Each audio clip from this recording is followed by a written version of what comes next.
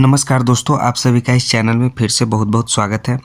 तो आज हम इस वीडियो में बीपीएससी टीआरई 4.0 1 to 5 शिक्षक के लिए प्रैक्टिस सेट को कवर करने वाले हैं, जो कि बिहार प्राथमिक शिक्षक 1 to 5 के लिए यह टेस्ट सीरीज़ के साथ डिस्कशन वाला बुक है।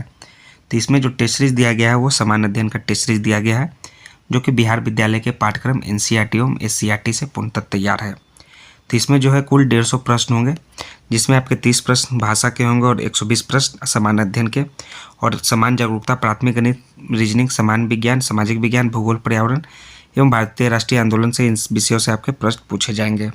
और परीक्षा की अवधि आपका 2.5 घंटे और आपका मार्क्स भी है 150, यानी कि हर एक प्रश्न आपका 1 नंबर का है।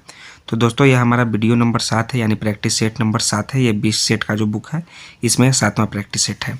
तो इसके जो 1 से लेकर 6 तक प्रैक्टिस सेट है वो आपको हमारे चैनल पे अवेलेबल है दोस्तों। तो आप हमारे चैनल को विजिट कीजिए और वहाँ से सभी 1 से लेकर 6 प्रैक्टिस सेट को बनाइए, क्योंकि यह प्रैक्टिस सेट जो है आपको एग्जाम पॉइंट ऑफ व्यू से काफ़ी इंपॉर्टेंट है।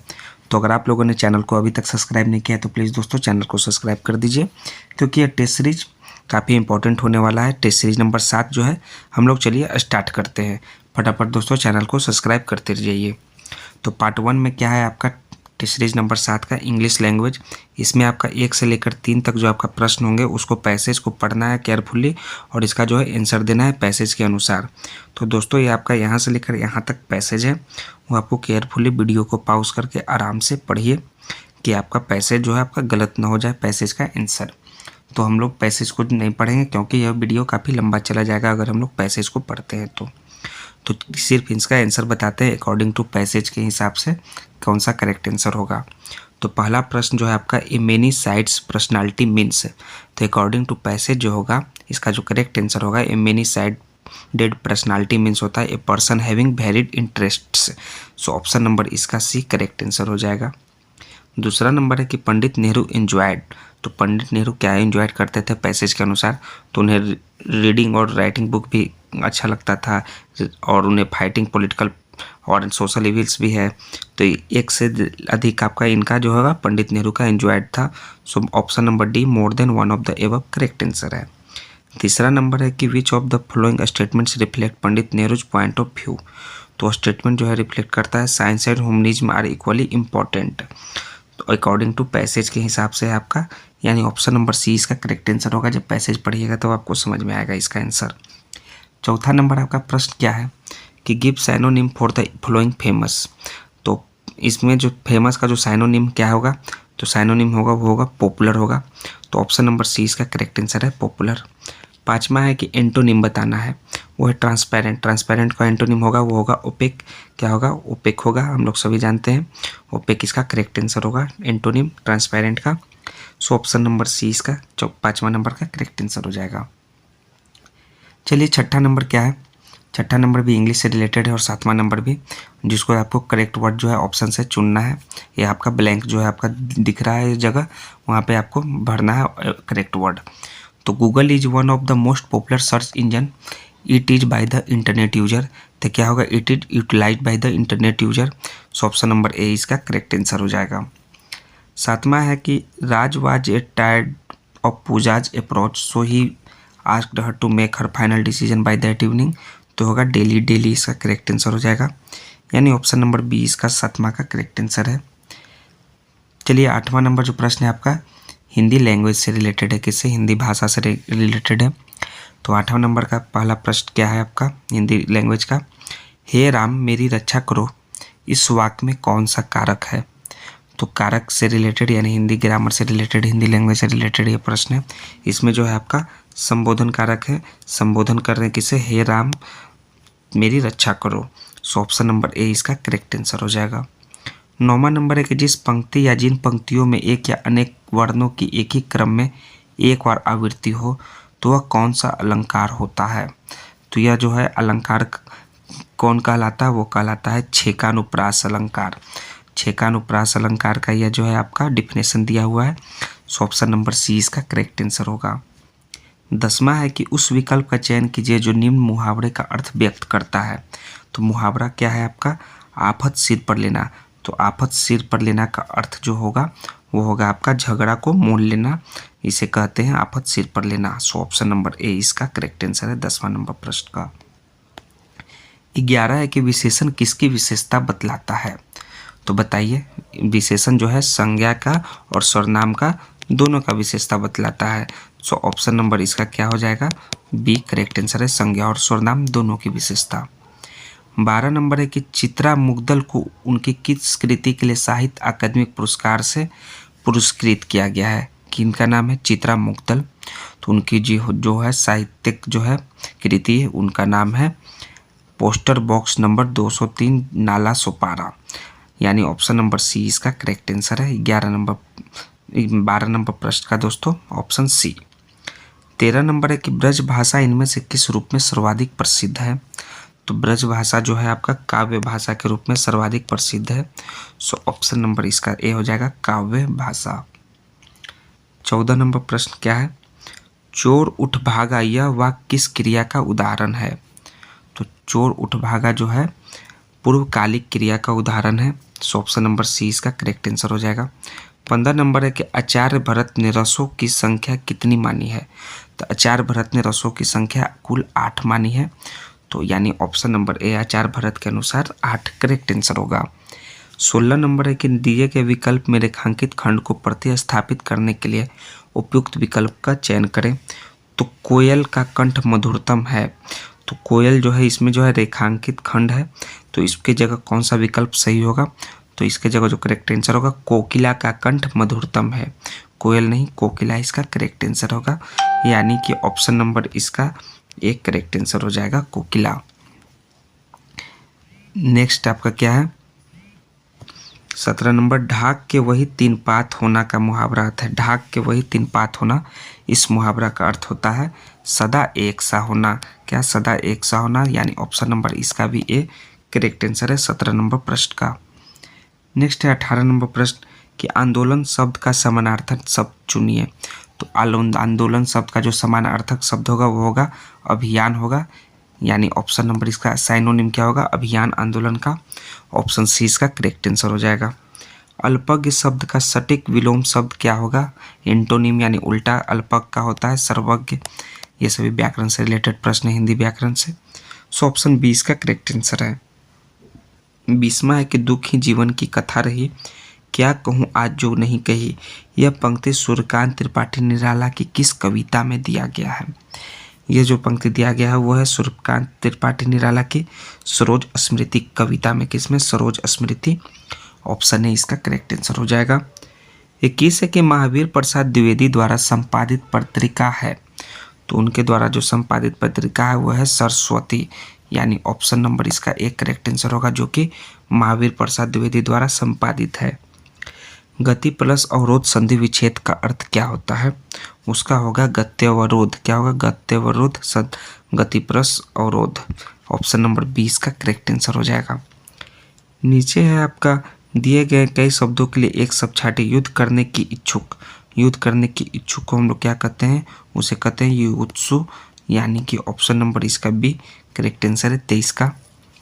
24 है कि निम्न में से कौन सा वर्तनी सही नहीं है, यानी कि कौन सा इसमें जो है लिखा हुआ है शब्द है वो सही नहीं है, गलत है। तो जो गलत वर्ड है दोस्तों उसका नाम है कर्तव्य, इस प्रकार से नहीं लिखा जाएगा। सो ऑप्शन नंबर ए इसका करेक्ट आंसर है 24 नंबर प्रश्न का। 25वां नंबर क्या है, भी व्याकरण से रिलेटेड। 25वां है कि निम्नलिखित में संयुक्त वाक्य का चयन करना है। संयुक्त वाक्य का चयन कीजिए इन चारों वाक्यों में से। तो इसका जो संयुक्त वाक्य है कि इस काम समाप्त करो और जाओ, यह जो है संयुक्त वाक्य है, यानी ऑप्शन नंबर ए इसका करेक्ट आंसर हो जाएगा। निम्नलिखित में से कौन सा कहानी संग्रह जो है फणीश्वरनाथ रेणु का है। तो आदिम रात्रि की महक, अच्छे आदमी, उपयुक्त में से एक से अधिक जो है ये सभी आपका फणीश्वरनाथ रेणु का संग्रह है कहानी का। सो ऑप्शन डी 26 का करेक्ट आंसर है। 27 है कि अनेक शब्द का बहुवचन अनेक ही होता है। तो अनेक शब्द का बहुवचन अनेक ही होता है क्योंकि यह इसका कारण है कि यह अविकारी शब्द है। इस कारण जो है अनेक शब्द का बहुवचन अनेक ही होता है। ऑप्शन बी इसका करेक्ट आंसर होगा 27 का। 28 है कि मैथिली शरण गुप्त को राष्ट्र कवि की उपाधि किसने दी। तो इसकी उपाधि जो है महात्मा गांधी दे दी है, किनको, मैथिली शरण गुप्त को राष्ट्र कवि की उपाधि। तो ऑप्शन नंबर इसका ए करेक्ट आंसर हो जाएगा 28 का। 29 नंबर है कि नदी का प्रवाची शब्द नहीं है। तो तरंगनी तो है और तटनी भी है, लेकिन ईला नदी का प्रवाची शब्द नहीं है। सो ऑप्शन नंबर बी इसका करेक्ट आंसर होगा 29 का। 30वां नंबर प्रश्न है कि महाशय शब्द में कौन सी स्वर संधि है। तो कौन सी स्वर संधि है महाशय में? इसमें जो है आपका दीर्घ स्वर संधि है महाशय में। सो ऑप्शन नंबर बी इसका करेक्ट आंसर है 30वां नंबर प्रश्न का, दीर्घ स्वर संधि। अब पार्ट 2 जो आइए वो आपका जनरल स्टडी से रिलेटेड होगा, जो कि आपका 31 नंबर प्रश्न से स्टार्ट है, जो कि पूरे 150 प्रश्नों तक होगा, यानी कुल 120 जो प्रश्न है वो जनरल स्टडी से रिलेटेड है। तो 31वां नंबर क्या है जनरल स्टडीज का पहला प्रश्न, निम्नलिखित में से किस बहुउद्देशीय परियोजना का निर्माण जो है नर्मदा नदी पर किया गया है। तो नर्मदा नदी घाटी पर जो किया गया उस बहुउद्देशीय परियोजना का नाम है सरदार सरोवर परियोजना।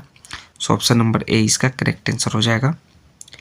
32 है कि भारतीय मानक समय IST, जिसका आपका शॉर्ट नेम है, और ग्रीनविच माध्य समय, जिसे हम लोग GMT के नाम से जानते हैं, से आगे है।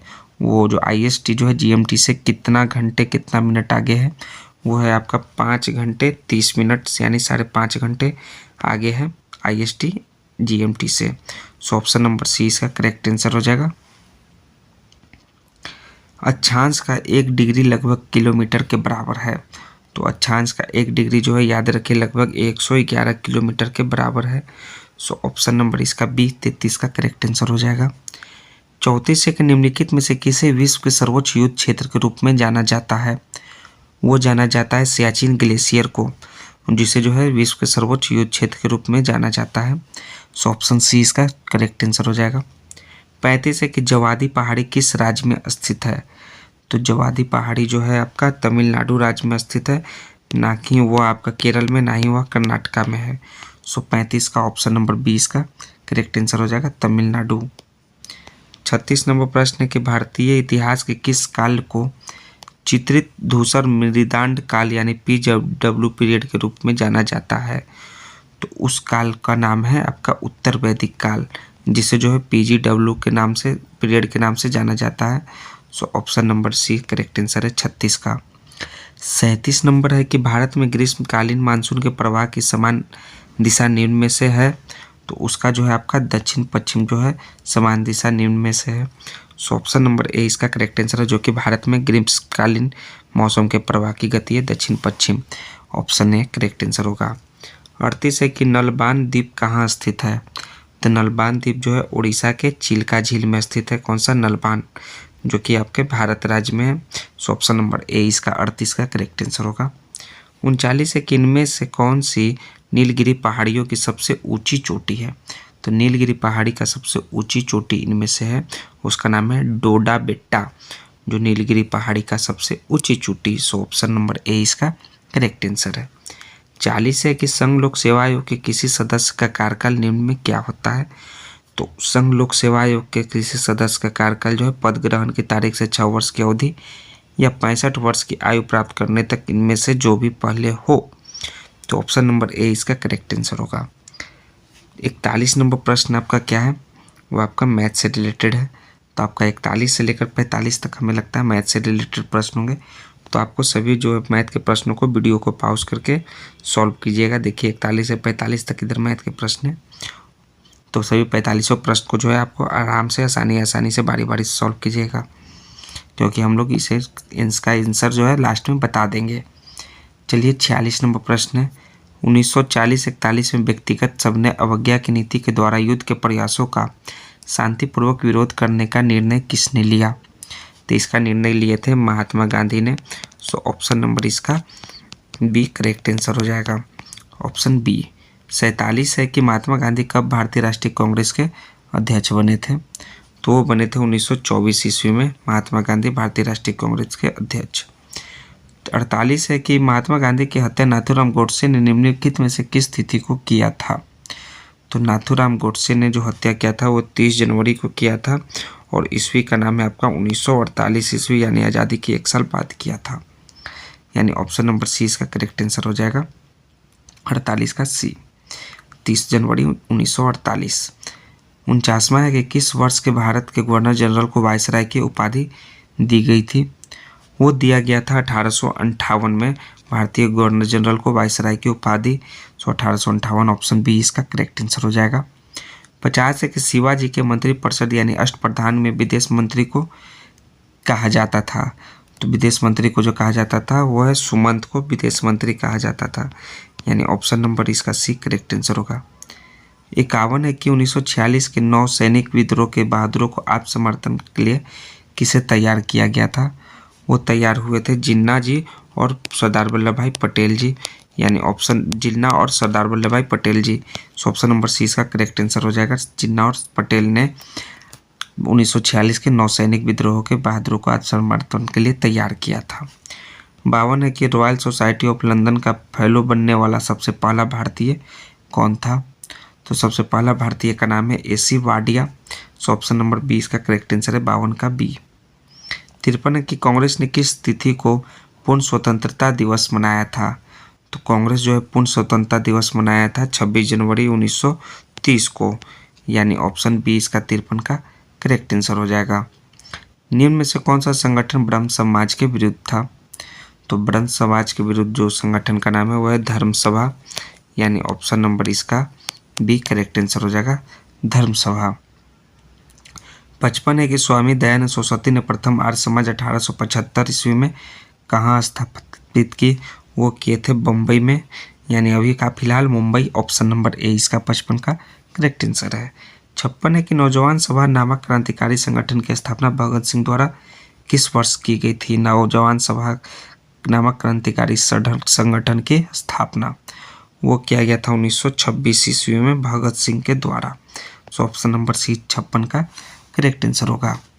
57 नंबर में आइए कि किस मराठा या अंगराज की राजधानी इंदौर थी? तो उसका नाम है दोस्तों होलकर। कौन सा? होलकर का जो था राज्य की राजधानी जो है इंदौर थी। सो ऑप्शन नंबर सी इसका 57 का करेक्ट आंसर है। 58 के निम्नलिखित में से बिहार के किस जिले की सीमा गंगा को स्पर्श नहीं करती है? तो गंगा को जो स्पर्श नहीं करती वो है आपका इनमें से दरभंगा जिला, यानी ऑप्शन नंबर इसका सी करेक्ट आंसर हो जाएगा 58 का। 59 के वायसराय की कार्यकारी परिषद में शामिल होने वाले प्रथम भारतीय थे। तो प्रथम भारतीय का नाम है सत्येंद्र प्रसन्न सिन्हा। ऑप्शन सी इसका करेक्ट आंसर है 59 का। 60वां गोदावरी डेल्टा किस राज्य में पड़ता है? तो गोदावरी डेल्टा जो है AP यानी आंध्र प्रदेश राज्य में पड़ता है। सो ऑप्शन नंबर बी इसका करेक्ट आंसर हो जाएगा 60 नंबर प्रश्न का। 61 नंबर में है आपका फिर से मैथ है। तो मैथ के प्रश्न और रीजनिंग के प्रश्न आपको सभी को बारी बारी से सॉल्व कीजिएगा। वीडियो को पॉज कीजिएगा। देखिए हमने क्वेश्चन को छोटा रूप में कर दिया है और सभी को सॉल्व करते जाइए, क्योंकि क्वेश्चन जो है सॉल्व करेंगे तो वीडियो काफ़ी लंबा चला जाएगा, आप लोग देखिएगा भी नहीं। तो आप अपने से सॉल्व कीजिए, कॉपी कलम लेकर बैठिए। 71 है कि प्राक्कलन समिति में राज्यसभा के कितने सदस्य होते हैं? तो राज्यसभा के इनमें से ना ही 30 होते, ना ही 10 होते, ना ही 20 सदस्य होते हैं प्राक्कलन समिति में राज्यसभा में। सो ऑप्शन नंबर ई इसका करेक्ट आंसर होगा। नेक्स्ट है कि आपका विशेष परिस्थितियों में लोकसभा और राज्यसभा के संयुक्त बैठक का प्रावधान भारतीय संविधान के किस अनुच्छेद में किया गया है? तो उस अनुच्छेद का नाम बताना है, उसका नाम है अनुच्छेद 108। सो ऑप्शन बी 72 का करेक्ट आंसर है। 73 है कि दल परिवर्तन के कारण के आधार पर जो है सदन के किसी सदस्य की निर्भरता संबंधी पत्र का निर्णय करने का अधिकार निम्न में से किसके पास है? तो ये जो है संबंधित सदन के अध्यक्ष और सभापति के पास है। सो ऑप्शन नंबर सी इसका 73 का करेक्ट आंसर होगा। 74 है कि सर्वोच्च न्यायालय के मुख्य न्यायाधीश संघ लोक सेवा आयोग के अध्यक्ष, मुख्य निर्वाचन आयुक्त और भारत के नियंत्रण एवं महालेखा परीक्षक पदों में वरीयता क्रम में सबसे ऊंचे क्रम पर कौन सा है? तो सबसे ऊंचा क्रम पे जो है वो है सर्वोच्च न्यायालय के मुख्य न्यायाधीश। सो ऑप्शन नंबर ए 74 का करेक्ट आंसर होगा। 75 नंबर प्रश्न पे आते हैं। किसी राज्य में विधान परिषद के सृजन के लिए निम्नलिखित में से कौन सा आवश्यक शर्तें हैं? तो उसके लिए जो आवश्यक शर्तें हैं कि संबंधित राज्य विधानसभा के सदस्य संख्या कम से कम 120 हो, यानी ऑप्शन नंबर ए इसका 75 का करेक्ट आंसर होगा। भारत के प्रथम लोकसभा की अवधि निम्न में से कौन सी थी? तो प्रथम लोकसभा की अवधि जो थी वो थी आपका अप्रैल 1952 से 1957 तक। सो ऑप्शन नंबर ए इसका 76 नंबर प्रश्न का करेक्ट आंसर होगा। 77 के भारत का नियंत्रण एवं मालिका परीक्षक पद एवं उनसे संबंधित शर्तों का उल्लेख भारतीय संविधान के किस अनुच्छेद में है? तो इस अनुच्छेद का नाम है आपका अनुच्छेद 148। सो ऑप्शन नंबर ए इसका करेक्ट आंसर होगा 77 का। नेक्स्ट है आपका 78 नंबर प्रश्न, निम्न में से कौन सी भाषा जो है संविधान की 8वीं अनुसूची में सूचीबद्ध नहीं है? वो 8वीं अनुसूची में सूचीबद्ध नहीं है, उसका नाम है राजस्थानी भाषा। सो ऑप्शन नंबर इसका सी करेक्ट आंसर हो जाएगा, राजस्थानी। 79 नंबर प्रश्न में आइए कि भारत में विधानसभा चुनाव में उपरोक्त में से कोई नहीं यानी नोटा का विकल्प पहली बार इस्तेमाल कब किया गया था? इसका इस्तेमाल पहली बार नवंबर 2013 में किया गया था, नोटा का इस्तेमाल। सो ऑप्शन नंबर सी 79 का करेक्ट आंसर होगा। 80 है कि लोकसभा अध्यक्ष निम्न में से किसे त्यागपत्र सौंपकर पद मुक्त हो सकता है? तो पद मुक्त जो हो सकता है वो होगा लोकसभा अध्यक्ष को अपना पद संभाल कर। सो ऑप्शन नंबर 20 का करेक्ट आंसर होगा, त्यागपत्र जो है सौंपेगा किसे? लोकसभा उपाध्यक्ष को, यानी ऑप्शन 20 का करेक्ट आंसर होगा। 81 विधान परिषद की संरचना का उल्लेख भारतीय संविधान के किस अनुच्छेद में उल्लेखित है? तो उल्लेखित है अनुच्छेद 171 में। सो ऑप्शन नंबर 20 का करेक्ट आंसर हो जाएगा। नेक्स्ट है आपका निगम कर यानी कि कॉर्पोरेट टैक्स है। तो कॉर्पोरेट टैक्स जो है वो क्या होता है? वो होता है आपका प्रत्यक्ष कर एवं केंद्रीय कर होता है। कॉर्पोरेट टैक्स यानी निगम टैक्स। तो इसका जो करेक्ट आंसर होगा वो होगा आपका प्रत्यक्ष एवं केंद्रीय कर, ऑप्शन नंबर ए। भारत का कौन सा राज्य जो है सोने का सबसे बड़ा उत्पादक राज्य है? तो सोने का सबसे बड़ा उत्पादक राज्य है वो है आपका कर्नाटक, यानी ऑप्शन नंबर इसका बी करेक्ट आंसर होगा। समवर्ती सूची के अंतर्गत निम्नलिखित में से कौन सा विषय शामिल है? तो समवर्ती सूची के अंतर्गत जो है आपका श्रमिक संघ शामिल है। सो ऑप्शन नंबर ए इसका करेक्ट आंसर होगा। उत्पादन का सक्रिय साधन क्या है? तो उत्पादन का जो सक्रिय साधन होगा आपका मानव पूंजी होगा, यानी ऑप्शन 20 का करेक्ट आंसर होगा। हरित क्रांति का लाभकारी वरदान किस विशेष फसलों के लिए है? तो हरित क्रांति उसका जो करेक्ट आंसर है गेहूं और चावल का। तो ऑप्शन नंबर इसका करेक्ट आंसर है आपका सी, चावल और गेहूं। 87 है कि कृषि को उद्योग का दर्जा देने वाला भारत का प्रथम राज्य कौन सा है? तो भारत का प्रथम राज्य है दोस्तों महाराष्ट्र, यानी कि ऑप्शन नंबर इसका सी करेक्ट आंसर हो जाएगा, महाराष्ट्र। 87 के बाद 88 में आइए। तो 88 नंबर है कि भारत में अर्थ शोधन निवारण अधिनियम कब से लागू हुआ है? तो लागू हुआ है 2005 से भारत में अर्थ शोधन निवारण अधिनियम। सो ऑप्शन नंबर ई 88 का correct answer, sorry option number C इसका 88 का करेक्ट आंसर हो जाएगा 2005। 89 में आइए आपका वैश्वीकरण में सम्मिलित नहीं है। तो वैश्वीकरण जो है सार्वजनिक क्षेत्र की इक्विटी का विनिवेश जो है वैश्वीकरण में सम्मिलित नहीं है। सो ऑप्शन नंबर इसका बी करेक्ट आंसर हो जाएगा।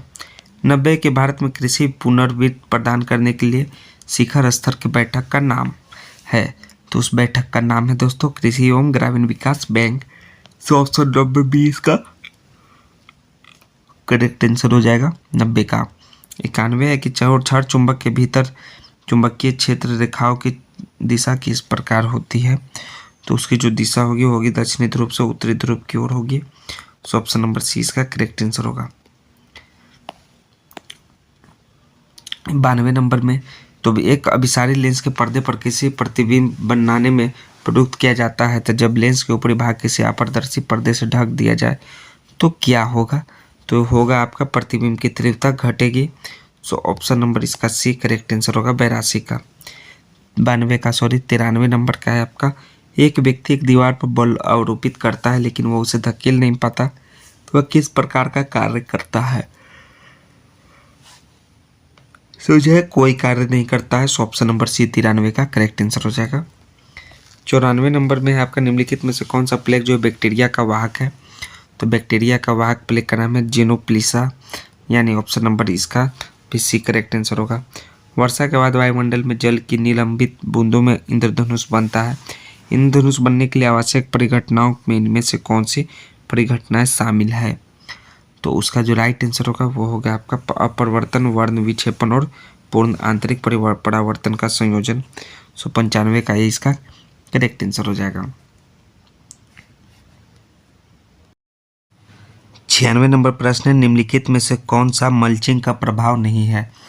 तो मल्चिंग का प्रभाव जो नहीं है वह है मिट्टी के वाष्पीकरण को कम करता है, यह मल्चिंग का प्रभाव नहीं है। सो ऑप्शन नंबर ए 96 का करेक्ट आंसर हो जाएगा। 97 नंबर है, जब एक वस्तु को किसी दूरी पर इस प्रकार रखा जाता है कि वस्तु से प्रकाश किरणें मुख्य अक्ष के समानांतर हो तो अवतल दर्पण द्वारा निर्मित प्रतिबिंब की स्थिति क्या होगी?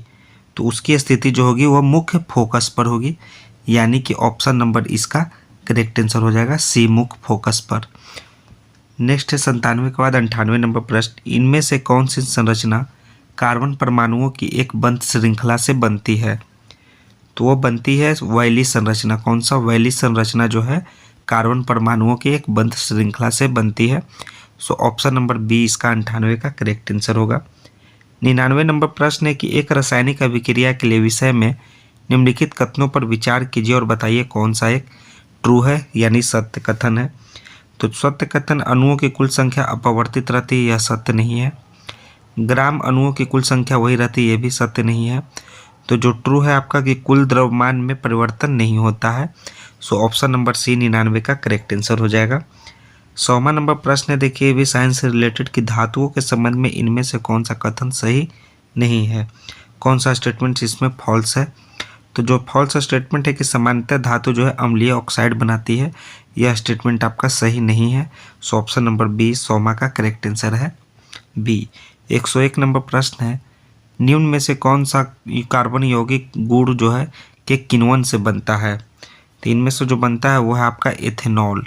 क्या है? जो एथेनॉल है आपका वो कार्बन यौगिक गुड़ से बनता है, यानी ऑप्शन नंबर सी इसका करेक्ट आंसर हो जाएगा। 102 है कि कैल्शियम कार्बोनेट को गर्म करने पर इनमें से कौन सा उत्पाद बनता है? तो कैल्शियम कार्बोनेट को जब हम गर्म करेंगे तब अनबुझा चूना जो है उत्पाद वो बनेगा, यानी कि ऑप्शन नंबर इसका सी करेक्ट आंसर है, अनबुझा चूना। 102 का। 103 नंबर प्रश्न देखिए क्या है कि निम्न पौधों में से धंसा हुआ रंध्र देखा जाता है। तो निम्न पौधों में धंसा हुआ रंध्र देखा जाता है, वो देखा जाता है जीरोफाइटस में, यानी ऑप्शन नंबर सी 103 का करेक्ट आंसर होगा।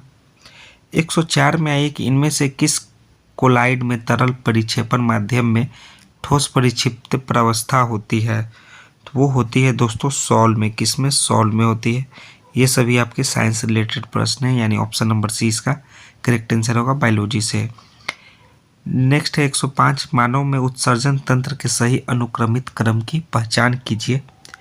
तो सही अनुक्रमित क्रम जो है आपका उत्सर्जन तंत्र का वृक्क, मूत्रवाहिनी, मूत्राशय और मूत्रमार्ग, ये आपका अनुक्रमित सही क्रम है, यानी ऑप्शन नंबर ए इसका राइट आंसर होगा 105 नंबर प्रश्न का। 106 है कि पादप कोशिकाओं में कोशिका भित्ति क्यों पाई जाती है? तो कोशिका भित्ति पाई जाने का क्यों कारण है पादप कोशिका में? तो उसका जो प्रमुख कारण है क्योंकि कोशिका भित्ति विभिन्न परिवारणीय कारकों से पादप कोशिकाओं की रक्षा करती है, यानी ऑप्शन नंबर ए इसका राइट आंसर हो जाएगा। कोशिका भित्ति पाने का कारण यही है। 107 नंबर प्रश्न है कि रक्त के द्रव मैट्रिक्स को क्या कहा जाता है?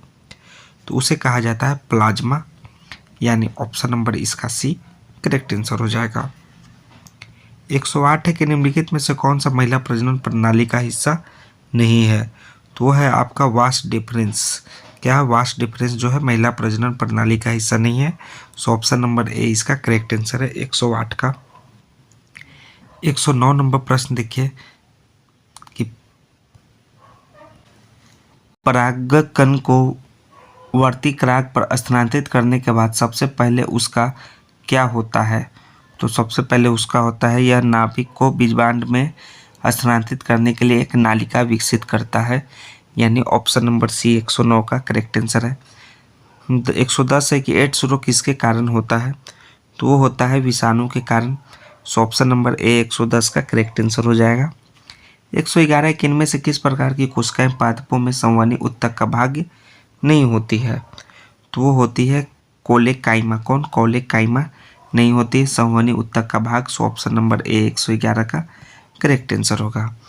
112 क्या है कि आहार में मौजूद वसा छोटी आंत में बड़ी गोलिकाएं क्यों बनाते हैं? तो बड़ी गोलिकाएं बनाने का कारण है क्योंकि वसा अमाशय में उत्पन्न जलयुक्त कदम के साथ अच्छी तरह मिश्रित नहीं हो पाते हैं, इस कारण जो है बड़ी गोलिकाएं बनाती है। ऑप्शन नंबर 20 का करेक्ट आंसर होगा 112 का। 113 के निम्नलिखित में से कौन सा शब्द जो है जल के अणुओं की एक वर्णतः परागम्य झिल्ली के आर पार गति का वर्णन करता है? तो वह करता है परासरण। कौन सा? परासरण शब्द, यानी ऑप्शन नंबर इसका सी करेक्ट आंसर होगा 113 का।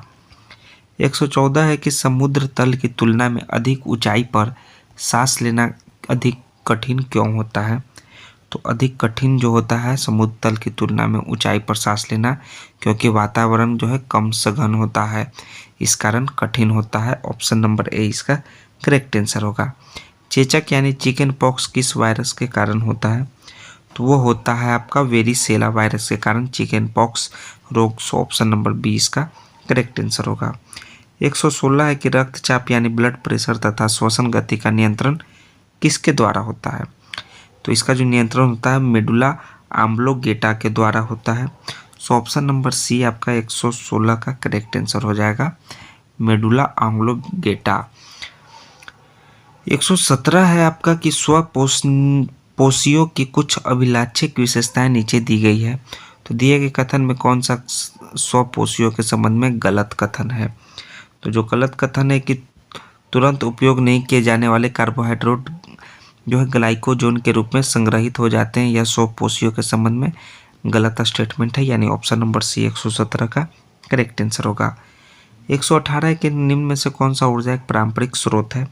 तो ऊर्जा का पारंपरिक स्रोत जो है आपका नाभिकीय ऊर्जा है। ऑप्शन नंबर सी 118 का करेक्ट आंसर है। 119 है कि निम्न में से कौन सी क्रिया ओजोन परत की मोटाई को बढ़ाने के लिए सर्वाधिक उपयुक्त है? तो उसका नाम है फ्लोरीन आधारित परिस्थितिकों के उपयोग को कम करना, यानी ऑप्शन नंबर सी 119 का करेक्ट आंसर हो जाएगा। 120 है कि निम्न में से कौन सा पौधा एक परजीवी है? तो परजीवी पौधा इनमें से है वो है आपका अमरबेल। अमरबेल इसका राइट आंसर है, परजीवी पौधा इनमें से ऑप्शन सी करेक्ट आंसर है। 121 है कि खतरनाक अपशिष्ट के निपटान की सर्वोत्तम विधि क्या है? उसका सर्वोत्तम विधि है भस्मीकरण करना या जलाना, यानी ऑप्शन नंबर ए इसका करेक्ट आंसर हो जाएगा। 122 है कि कुछ जीवाणुओं की क्रिया द्वारा घोड़ों, खरगोशों आदि जैसे प्राणियों में आहार में मौजूद सेल्यूलोज का पाचन इनमें से किस स्थान पर होता है? तो आहार का जो पाचन होता है वो होता है आपका अंधनाल में। कहाँ? अंधनाल, जिसका ऑप्शन नंबर आपका सी करेक्ट आंसर हो जाएगा। जो मौजूद जो सेल्यूलोज है उसका पाचन अंधनाल में होता है। 123 है कि इनमें से कौन सा ऊर्जा का गैर पारंपरिक स्रोत नहीं है? तो वो है आपका परमाणु ऊर्जा जो है ऊर्जा का गैर पारंपरिक स्रोत नहीं है। बाकी भूतापीय और सौर ऊर्जा जो है गैर पारंपरिक स्रोत है। ऑप्शन नंबर ए इसका करेक्ट आंसर हो जाएगा। 22 मार्च 2024 को कौन सा दिवस मनाया गया? तो 22 मार्च 2024 को जो है बिहार दिवस मनाया गया और पृथ्वी दिवस भी मनाया गया, यानी उपयुक्त में से एक से अधिक। ऑप्शन नंबर डी इसका करेक्ट आंसर होगा। हाल ही में किस राज्य के सौराष्ट्र क्रिकेट एसोसिएशन का स्टेडियम का नाम बदलकर निरंजन शाह स्टेडियम किया गया है? तो कौन सा राज्य में वो स्टेडियम है? वो है आपका गुजरात राज्य में स्टेडियम है, जिसका जो नाम जो है सौराष्ट्र क्रिकेट स्टेडियम का नाम बदलकर निरंजन शाह स्टेडियम रख दिया गया है। ऑप्शन नंबर सी इसका 125 का करेक्ट आंसर है। 126 है कि हाल ही में चंदूबी महोत्सव किस राज्य में मनाया गया है? तो चंदूबी महोत्सव जो है आपका असम राज्य में मनाया गया है। ऑप्शन नंबर बी इसका करेक्ट आंसर होगा। अक्टूबर 2023 में भारत ने इजराइल हमास संघर्ष क्षेत्र में भारतीय नागरिकों की वापसी के लिए कौन सा ऑपरेशन शुरू किया था? वो ऑपरेशन का नाम है ऑपरेशन अजय। जो है इजराइल हमास संघर्ष क्षेत्र से भारतीय नागरिकों की वापसी के लिए ऑपरेशन शुरू हुआ था, ऑपरेशन अजय।